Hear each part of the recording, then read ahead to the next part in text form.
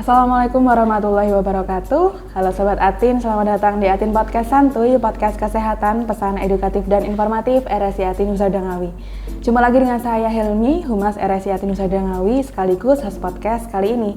Hari ini saya akan mengajak Sobat Atin untuk mengenal dekat dengan poli baru yang ada di RSI Atin Nusa Danggawi, yaitu Poli Jiwa, yang mana kita akan mendapatkan edukasi kesehatan melalui tanya jawab dengan narasumber kita, yaitu Dr. Ayu Wulansari, SPKJ. Nah, podcast kali ini sangat spesial sekali karena temanya berdasarkan usulan dari Dr. Ayu, yang mana kita akan membahas tentang mental health awareness.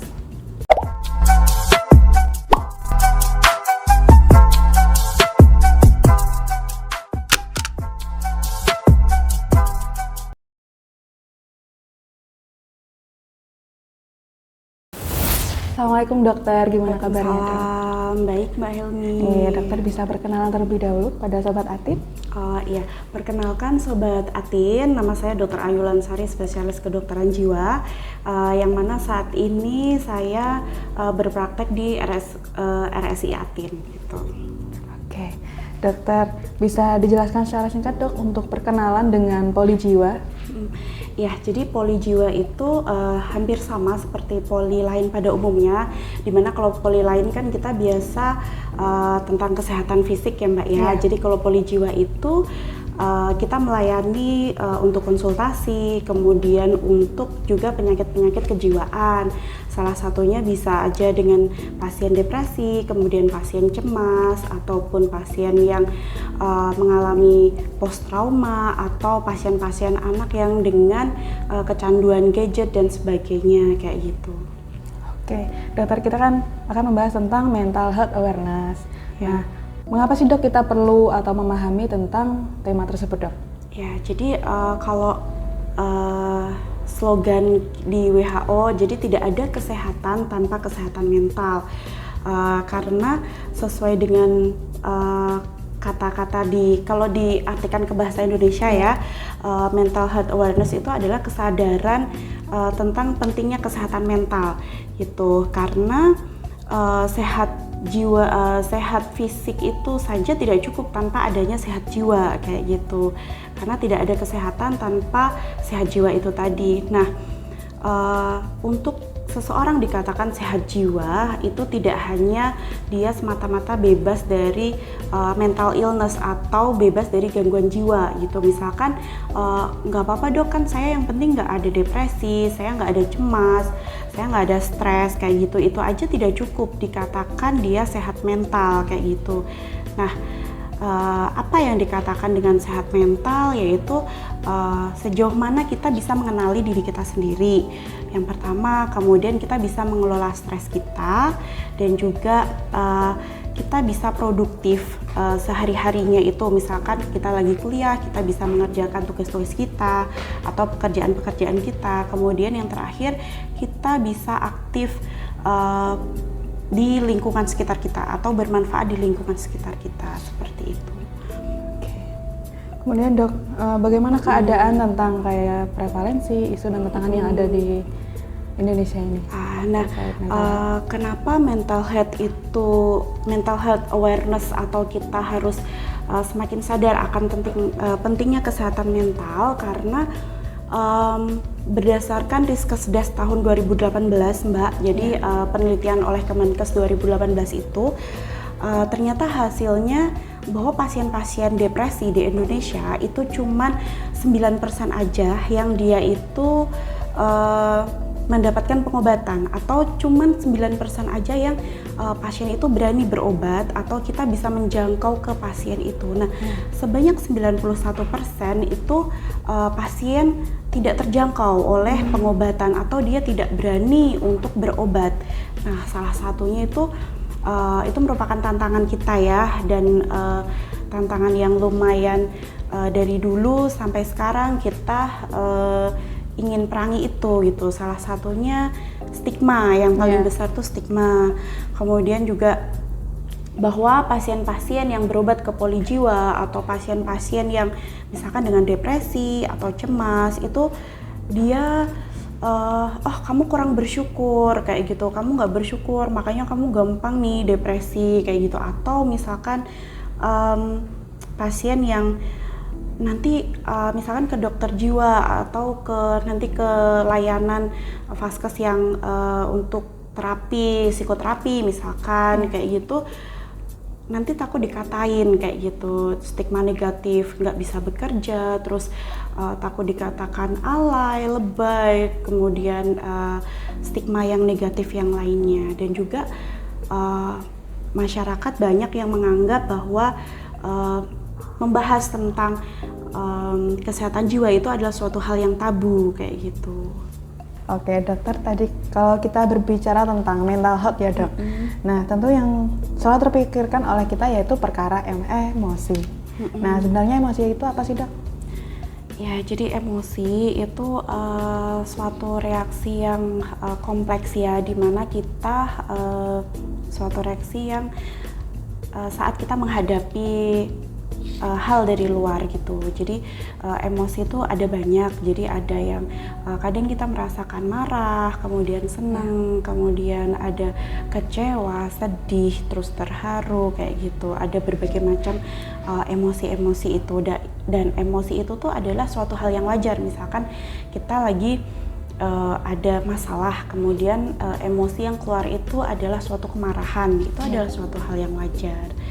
Nah, sampai sejauh mana kemarahan itu dianggap wajar, dan sejauh mana kita itu harus aware, ibaratnya harus hati-hati ketika kita itu marah. Nah, itu yang perlu kita kenali lebih dalam lagi tentang diri kita sendiri kayak gitu. Sejauh mana itu normal, sejauh mana itu nggak normal kayak gitu. Nah, itu bagaimana dok untuk membedakan emosi yang normal maupun yang tidak normal? Nah, biasanya itu tergantung dari intensitasnya. Kemudian juga tergantung dari berapa lama kita merasakan emosi itu kayak itu. Kalau misalkan katakanlah emosi negatif yang selama ini tuh ibaratnya dianggap salah satu hal yang buruk ya, salah satunya tuh misalkan kita memendam kemarahan nih, kita marah gitu. Pada saat itu misalkan kita ada marah gitu, itu adalah suatu hal yang wajar gitu. Tetapi ketika itu kita harus hati-hati ya, salah satunya intensitasnya. Misalkan sejauh mana kita menganggap atau melampiaskan marah kita, apakah sampai memukul meja atau membanting barang atau memukul orang seperti itu, atau misalkan dengan kata-kata kotor. Nah, dan itu berlangsung selama beberapa hari kah atau hanya sesaat itu. Nah, ketika kita memiliki emosi yang menetap, ibaratnya maksudnya memberat seperti itu, memberat dan juga menetap dalam waktu yang lama, itu pasti kan akan mengganggu aktivitas kita sehari-hari atau mengganggu fungsi pekerjaan kita sehari-hari kayak gitu, atau bahkan ke relasi orang-orang sekitar kita kayak gitu. Nah, itu harus yang kita waspadai, apakah sedihnya kita berkepanjangan atau memberat sampai kita nggak mau keluar kamar kayak gitu. Nah, itu yang harus jadi perhatian lebih gitu. Makanya salah satu dari kriteria untuk bebas sehat mental itu tadi adalah mengenali diri sendiri, itu potensi kita. Oke dokter, tadi kan terkait emosi ya dok. Yeah. Nah, kemudian untuk definisi dari sehat jiwa itu emangnya seperti apa sih dok? Ya, jadi definisi sehat jiwa, kalau untuk kesehatan secara keseluruhan tadi kan tidak ada kesehatan tanpa kesehatan mental atau sehat jiwa itu. Nah, untuk definisi sehat jiwa itu adalah suatu kondisi di mana seseorang atau individu itu dia bisa mengenali potensi diri sendiri atau mengenali apa sih kekurangan kita, apa sih kelebihan kita gitu. Misalkan kalau misalkan ada stresor atau stres seperti ini, nanti kita bakalan bereaksi seperti apa. Nah, kita bisa mengenali diri kita sendiri itu, kemudian juga bisa mengelola stres. Jadi bukan berarti untuk stres itu kita nggak boleh ada stres sama sekali, karena setiap mulai dari bangun tidur sampai kita mau tidur lagi itu pasti akan ada stresor atau penyebab stres yang entah itu intensitasnya kecil, ringan, sedang, berat. Nah, bagaimana kita bisa mengelola stres kita itu dengan baik? Apakah nanti kita turunkan intensitasnya seperti itu, dan juga Yang kriteria ketiga itu adalah bagaimana kita bisa produktif gitu. Jadi apakah pas saat bangun tidur itu kita malas banget buat bangun tidur sehingga sampai kita nggak bisa untuk melakukan pekerjaan sehari-hari atau nggak bisa berangkat sekolah atau berangkat kuliah, seperti itu kan mengganggu produktivitas kita. Nah, itu sejauh mana kita bisa produktif. Kemudian yang terakhir adalah bagaimana kita bisa untuk berpartisipasi atau berkontribusi untuk lingkungan sekitar, mulai dari yang terkecil yaitu keluarga sekitar atau sahabat atau teman kita, seperti itu. Oke, tadi kan tentang sehat jiwa ya dok. Ya. Nah, sekarang terkait dengan gangguan mental dok, bagaimana seseorang bisa disebut bahwa dia itu mengalami gangguan mental dok? Untuk gangguan mental sendiri itu ada beberapa gejala ya, gejala awal. Jadi sejauh mana kita, kalau aku mengalami ini aku harus hati-hati nih, mulai hati-hati untuk misalkan mulai curhat atau ini. Nah, salah satu gejalanya adalah misalkan kita sedih yang berkepanjangan atau sampai misalkan sedihnya itu sampai kita mengganggu aktivitas sehari-hari, misalkan nggak mau berangkat sekolah, nggak berangkat kerja, atau misalkan seorang ibu rumah tangga sampai nggak bisa melakukan aktivitas kayak memasak kesehariannya kayak gitu. Kemudian sering merasa cemas ini sampai itu tadi, jadi sejauh mana misalkan sedih kita, cemas kita itu mengganggu aktivitas atau produktif kita. Misalkan cemas mau presentasi gitu, misalkan yang mau kuliah kayak gitu. Nah, itu kan adalah suatu hal yang wajar, misalkan kita deg-degan kayak gitu. Nah, apakah itu sampai membuat kita membatalkan presentasi itu? Apakah membuat kita sampai mundur gitu? Akhirnya membuat kita kehilangan berbagai kesempatan yang nantinya bisa mengembangkan diri kita kayak gitu. Nah, kemudian juga mempengaruhi berat badan, misalkan berubah pola makan kita gitu. Jadi entah itu menjadi makan yang sangat banyak atau bahkan misalkan tidak nafsu makan. Nah, dalam 1 bulan misalkan turun berat badan sampai berapa kilo seperti itu. Tapi nggak berlaku untuk yang lagi diet ini ya. Jadi penurunan berat badan atau penambahan berat badan. Kemudian juga perubahan pola tidur atau pola tidurnya terganggu. Misalnya dia nggak bisa tidur, atau dia sulit untuk memulai tidur. Kemudian kalau misalkan pas udah tidur dia sering kebangun lagi tengah malam, kemudian sulit untuk tidur lagi. Nah, kayak gitu. Nah, itu membuat misalkan pagi harinya jadi nggak fresh, kemudian badannya masih sakit semua kayak gitu. Nah, tapi itu juga nggak termasuk bagi yang suka begadang atau main gadget pas malam hari. Nah, itu sleep hygiene-nya yang harus diperbaiki kayak gitu. Oke. Kemudian dok, kita setelah kita menyadari bahwa ada gejala tersebut ya dok. Nah, apa yang perlu dilakukan dok? Nah, yang harus kita lakukan ketika kita mengalami gejala-gejala tersebut, salah satunya yang paling bisa kita lakukan adalah resiliensi atau bounce back ya kalau bahasa Inggrisnya. Jadi di mana kita ketika menghadapi, jadi emosi atau ketahanan diri kita itu harus yang baik adalah yang lentur. Jadi ketika menghadapi berbagai tekanan itu kita bisa mengikuti gerakannya, kemudian bisa kembali lagi. Nah, itu salah satunya bisa dengan, kalau sekarang tuh kita tulis buku atau bullet journal gitu. Jadi misalkan perasaan hari ini moodnya lagi jelek karena marah gitu misalkan. Nah, kita harus kenal sendiri marahnya itu karena apa sih gitu. Karena misalkan nggak terima untuk dikritika, atau misalkan marah kita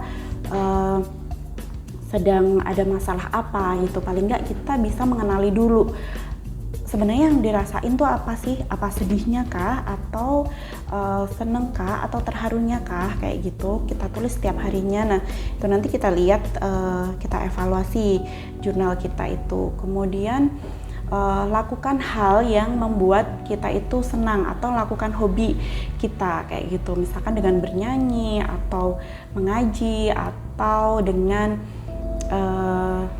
hobinya Mbak Helmi apa misalkan apa ya? Makan dong.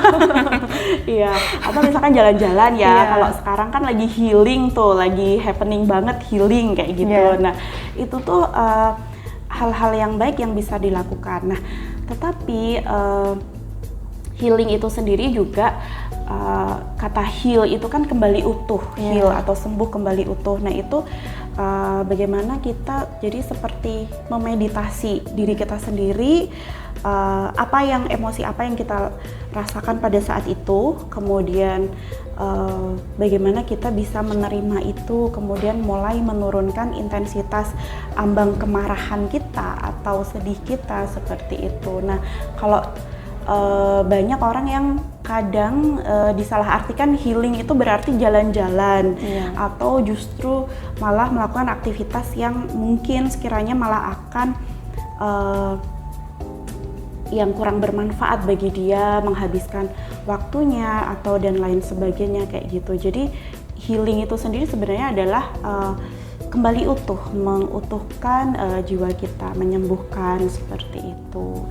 Kemudian ketika udah melakukan semua itu, misalkan kayak resiliensi, kemudian dengan berbagai cara itu masih kurang bisa berhasil, kemudian yang bisa kita lakukan adalah curhat ke orang gitu ya, atau menyampaikan unek-unek lah ibaratnya ya ke orang terdekat, bisa siapa aja. Bisa orang tua, keluarga, temen, sahabat kayak gitu. Nah, itu bisa mengurangi tekanan gitu, karena dengan bercerita dan didengarkan orang, walaupun yang kita ceritain itu dia cuman oh iya itu, tapi bisa mengurangi paling enggak itu, karena kita mengeluarkan gitu dengan banyaknya tekanan atau stresor yang kita hadapi sehari-hari. Itu ibaratnya gelas yang penuh itu bisa dikurangi, atau balon yang penuh tekanan itu bisa dikeluarkan sedikit-sedikit, sehingga suatu saat dia nggak gampang meletus atau suatu saat dia nggak gampang tumpah kayak gitu. Katanya. Iya. Kalau misalnya bentuk resiliensinya dalam bentuk makan gitu gimana, Dok? Ya itu baik, bisa, itu adalah suatu hal yang baik kalau misalkan dalam kegiatan makan itu kita bisa menaikkan lagi ya mood kita kayak gitu, atau dengan makan kemana, keluar bareng teman kayak gitu. Nah, itu adalah suatu hal yang baik gitu untuk dilakukan. Nah, tetapi ada catatan kalau misalkan kadang aktivitas makannya itu adalah suatu self reward yang berlebihan kayak gitu. Jadi kayak misalkan setiap ada stresor, setiap kita merasa nggak nyaman, kita selalu kayak gitu, itu bisa mungkin nanti akan berlebihan ya gitu. Jadi selama itu dilakukan dengan teman, bisa mengurangi atau bisa sendiri, itu suatu me time-nya misalkan kayak gitu, itu fine-fine aja untuk dilakukan. Oke, kemudian Dok, bisa dijelaskan kepada Sobat Atin tips untuk menjaga kesehatan jiwa, Dok? Tips untuk menjaga kesehatan jiwa ya, jadi salah satunya itu tadi, kenali diri kita sendiri, batasan-batasan kita, sejauh mana sih kita tuh bisa menerima stres ini, sejauh mana kita kayak nggak bisa ini. Nah, itu ketika udah tahu batasan kita, kemudian ketika menerima stresor yang sama itu, kita kurangi intensitasnya, karena misalkan emosi itu adalah suatu hal yang wajar, itu tadi seperti karena kita bawaannya kita punya emosi-emosi tersebut, itu adalah suatu hal yang wajar yang kita punya, tetapi ketika intensitas memberat kita harus tahu, ibaratnya kayak aware, ini nih memberat ya gitu, terus nah tahu kapan saatnya kita untuk speak up atau bercerita atau curhat. Tetapi ketika itu semua nggak bisa membantu atau menyelesaikan, datang ke profesional kayak gitu, karena itu tadi Mbak, dari 100% pasiennya depresi itu hanya 9% yang dia mendapatkan pengobatan.